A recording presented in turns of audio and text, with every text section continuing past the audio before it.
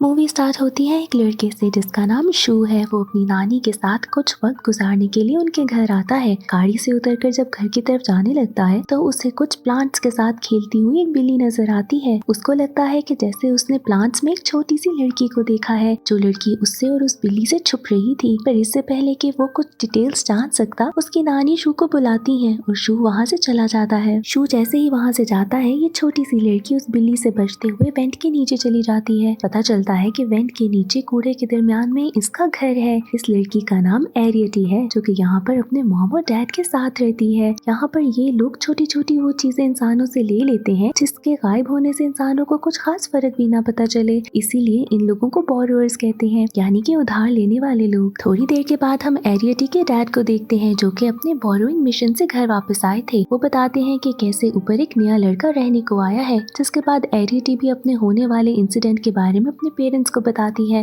रात को जब ये लोग खाना खा रहे थे तो एरियटी के डैड उसे कहते हैं कि तुम भी तैयार हो जाओ, अब मैं तुम्हें पहले बोरोइंग मिशन के ऊपर लेके जाऊंगा। एरियटी तो इस बात से बहुत ज्यादा खुश होती है। जिसके बाद वो एक छोटे से बैग में कुछ जरूरी सामान रख कर अपने डैड के साथ निकल पड़ती है। यहाँ पर एक छोटी सी जगह पर धागे जैसी पुली बनी हुई थी, जिसकी वजह से ये लोग एक लैब पे जाते हैं, जहाँ पर एरियटी के डैड ने काफी सारे इंस्ट्रूमेंट्स रखे थे। वो डबल टेप काट कर अपने पाँव के साथ लगाते हैं।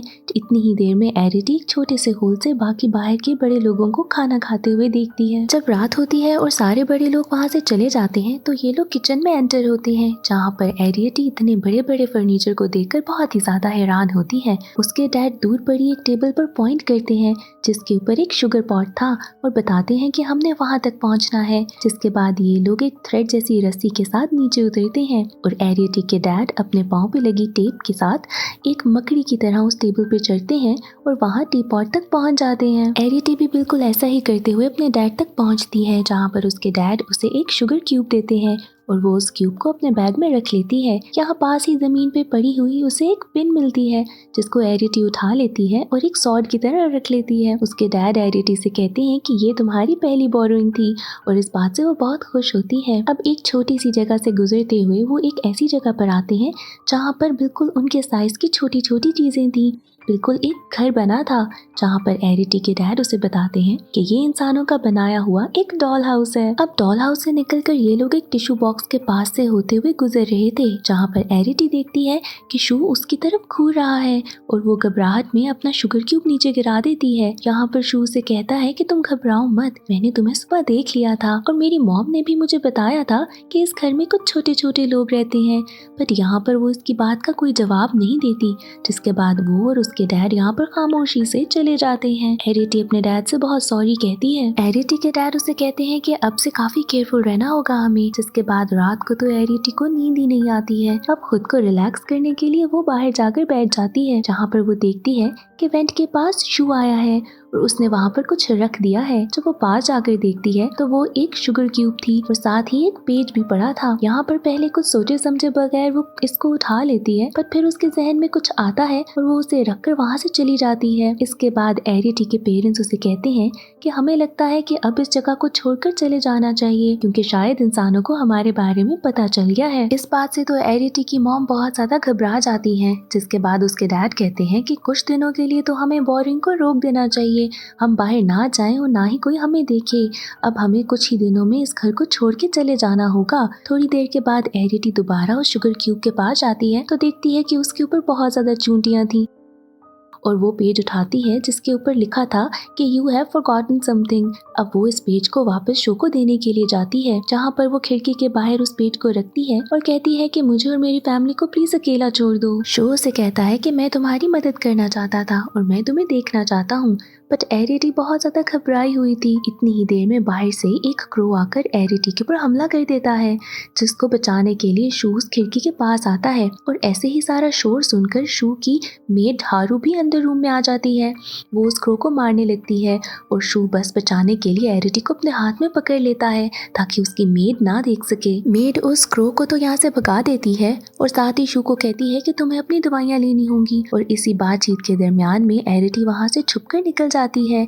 वो जब डॉल हाउस से घर वापस जा रही थी तो एरिटी के डैड उसे देख लेते हैं, जिसके बाद वो थोड़ा गुस्सा भी होते हैं और अपनी वाइफ से कहते हैं कि अब बस हमें इस जगह से चले जाना होगा। दूसरी तरफ हम देखते हैं मेड को, जिसको बहुत अरसे से शक था कि इस घर में कोई छोटे छोटे लोग रहते हैं, जिसकी वजह से वो एक कुरियर कंपनी वाले को कहती है कि मुझे किसी पेस्ट कंट्रोल वाले का नाम और नंबर दे दो। रात को डिनर टेबल पर हमें पता चलता है कि शू को दिल की बीमारी है और वो अपनी नानी के पास इसीलिए रहने आया है क्योंकि कुछ ही अरसे में उसका ऑपरेशन होने वाला है। वो अपनी नानी से उस डॉल हाउस के बारे में पूछता है और नानी उसे बताती है कि ये तुम्हारे नाना ने बनाया था। उनको शक था कि शायद इस घर में छोटे छोटे लोग रहते हैं और उनका शौक था कि वो इस घर में आकर रहना शुरू करें, बट इतने सालों में इस घर को किसी ने यूज नहीं किया। जिसके बाद वो शू को उस घर को अंदर से दिखाती है। उस घर में छोटा छोटा फर्नीचर था, इवन की किचन था जिसमें हर जरूरत की चीज थी और वो बिल्कुल एक रियल घर जैसा लग रहा था। दूसरी तरफ एरिटी बोरिंग करते हुए बहुत जख्मी हो जाते हैं और एक छोटा लड़का उनको घर वापस लेकर आता है, जहाँ पर एरिटी पहली दफा किसी और छोटे आदमी को देख रही थी। यहाँ पर उसके डैड कहते हैं कि हमें जल्द ही इस घर को छोड़ना है और ये छोटा लड़का हमारी मदद करेगा एक नया घर ढूंढने में। एरिटी का बिल्कुल दिल नहीं था कि इस जगह को छोड़कर जाए, जिसके बाद उसके डैड उसे बताते हैं कि यहाँ पर पहले भी 2 बोरिंग फैमिलीज रहती थी और वो गायब हो गई और इसी वजह से एरिटी के डैड उसे समझा रहे थे कि उन्हें ये घर भी अब जल्द छोड़ देना चाहिए कि कहीं उनके साथ भी कुछ ऐसा ना हो जाए।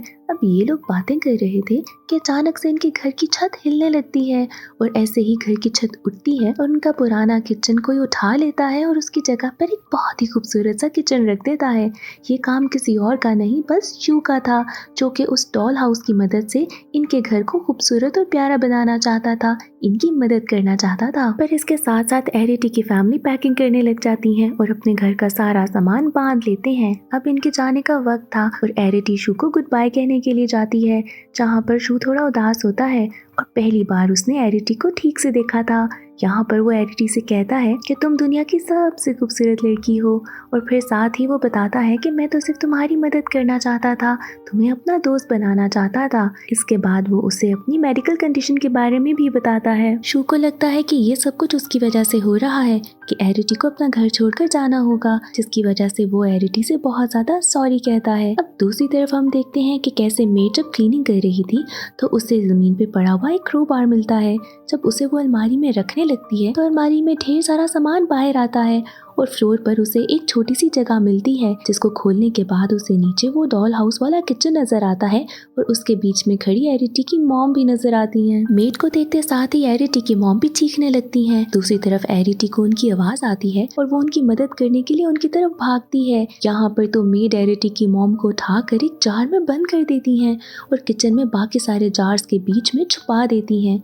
जिसके बाद वो शू को अपने रूम में लॉक करती हैं और उसी पेस्ट कंट्रोल कंपनी को कॉल करके बताती हैं कि यहाँ पर छोटे छोटे इंसान हैं और मुझे उनको जिंदा पकड़ना है। जब एरिटी किचन में पहुँचती है तो उसे समझ आ जाती है कि घर की छत ऊपर से खराब हुई है और ना ही उसकी मॉम वहाँ पर है, तो इसका मतलब ये है कि किसी ने उनकी मॉम को पकड़ लिया है। एरिटी रोते हुए घबराकर शू के पास जाती है, उसे विंडो से बहुत आवाज देती है। शू जब आता है तो उसे बताती है कि कैसे उसकी मॉम मिसिंग है। यहाँ पर शू उसे अपने साथ आने को कहता है। ये दोनों दरवाजे पर जाते हैं तो दरवाजा तो बाहर से लॉक था। जिसके बाद शू विंडो से बाहर निकलता है और साथ वाली विंडो तक जाता है, जहाँ पर एरिटी अपने छोटे साइज का फायदा उठाते हुए अंदर जाकर विंडो को खोलती है और ये नीचे हॉल में पहुंच जाते हैं, जहाँ पर ये मेड को फोन पर बात करते हुए समझ लेते हैं कि ये सारा काम इसी का है और इसी ने एरिटी की मॉम को कहीं छुपा कर रखा है। क्योंकि मेड का काम ज्यादातर किचन का था तो शू को लगता है कि कहीं उसकी मॉम भी वहीं पर कहीं ना हो। जिसके बाद वो और एरिटी किचन में जाते हैं। अब ये लोग आसपास देख ही रहे थे कि मेड किचन के अंदर आती है। शू को अपने रूम से बाहर निकला देखकर वो बहुत ही ज्यादा घबरा जाती है। जिसके बाद शू नोट करता है कि वो बार बार स्टोर के डोर की तरफ देख रही थी। इसका मतलब यही है कि उसने एरिटी की मॉम को वहीं पर छुपा कर रखा होगा। यहाँ पर शू बहाना करता है कि उसे बहुत ज्यादा भूख लग रही है, तो मेड कुछ खाना बनाने की तैयारियों में लगी होती है। जिसके बाद वो एरिटी को इशारों में कहता है कि वो चली जाए स्टोर में अपनी मॉम को ढूंढने के लिए। अब यहाँ पर वो एक रस्सी की मदद से नीचे उतरती है और स्टोर रूम में जाने की तैयारियों में लग जाती है। एरिटी बहुत मुश्किल से स्टोर में पहुंचती है जहां पर वो अपनी मॉम को आवाज देती है और जैसे ही उसकी मॉम उसकी आवाज सुनती है वो भी एरिटी को आवाज देती है। ऐसे ही एरिटी को नजर आ जाता है कि उसकी मॉम एक जार में फंसी हुई है, जिसके बाद वो पिन को यूज करती है सॉर्ड की तरह और अपनी मॉम को बाहर निकालती है। इतनी देर में वहाँ पर शू भी पहुँच जाता है, जिसके बाद एरिटी की मॉम उसे देखकर बहुत ज्यादा घबराती है, पर यहाँ पर एरिटी उन्हें समझाती है कि उन्हें कोई खतरा नहीं है शू से। बाहर इतनी देर में पेस्ट कंट्रोल वाले भी पहुंच चुके थे। मेड जब बाहर जाती है तो उनको कहती है कि अंदर घर के आए, जहाँ पर साथ नानी भी पहुंच चुकी थी। मेड नानी को भी कहती है कि मुझे वो छोटे छोटे लोग मिल गए हैं जिनकी आप बात कर रही थी, जिसके बाद वो नानी को उनका घर दिखाने के लिए जाती है, बट वहाँ पर कुछ भी नहीं था क्योंकि शू ने ऑलरेडी वो सारी चीजें हटा दी थी। जिसके बाद मेड लेके जाती है उनको डॉल हाउस के पास कि इनका किचन मिसिंग होगा, बट शू ने वो किचन भी वापस रख दिया था। इसके बाद फिर मेड कहती है कि मैंने एक छोटे आदमी को तो पकड़ लिया है। जिसके बाद जब वो जार उठाती है तो उसमें तो एरिटी की मॉम भी नहीं थी। मेड तो बहुत ज्यादा घबरा जाती है कि ये सब हो क्या रहा है। नानी को एक छोटे से बर्तन में थोड़े से पत्ते नजर आते हैं, जिनसे वो समझ जाती है कि शायद मेड ठीक कह रही है। जिसके बाद शू भी अपनी नानी को बताता है कि ये लोग बुरे नहीं हैं, ना ही चोर हैं, ये लोग बॉर्डर्स कहलाते हैं। मेड गुस्से में उन सारे पेस्ट कंट्रोल वालों को कहती है कि वापस चले जाओ क्योंकि अब यहाँ पर तो कोई काम नहीं है। दूसरी तरफ हम देखते हैं कि एरिटी अपने पेरेंट्स के साथ इस जगह को छोड़कर चली गई है। ये लोग एक जगह पर स्टे कर रहे थे और एरिटी बहुत ही ज्यादा डाउन फील कर रही थी। एरिटी के डैड कहते हैं कि वो छोटा नया लड़का हमें एक नए घर तक पहुंचा देगा।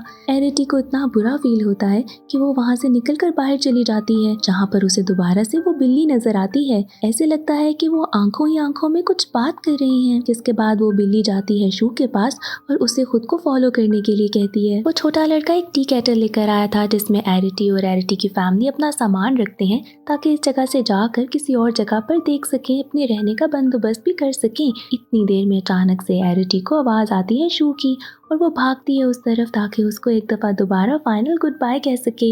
यहाँ पर शू से वो मिलती है और उसे थैंक यू कहती है कि उसने मदद की उसकी फैमिली को बचाने के लिए, और उसको साथ साथ विश करती है कि तुम्हारा ऑपरेशन अच्छे से हो जाए। शू उसको एक शुगर क्यूब गिफ्ट करता है, जिसके बाद एरिटी अपने बालों का क्लिप उतार कर शू को गिफ्ट के तौर पर दे देती है। जिसके बाद वो लोग निकल पड़ते हैं अपनी एक नई दुनिया बसाने के लिए और ऐसे ही मूवी एंड हो जाती है।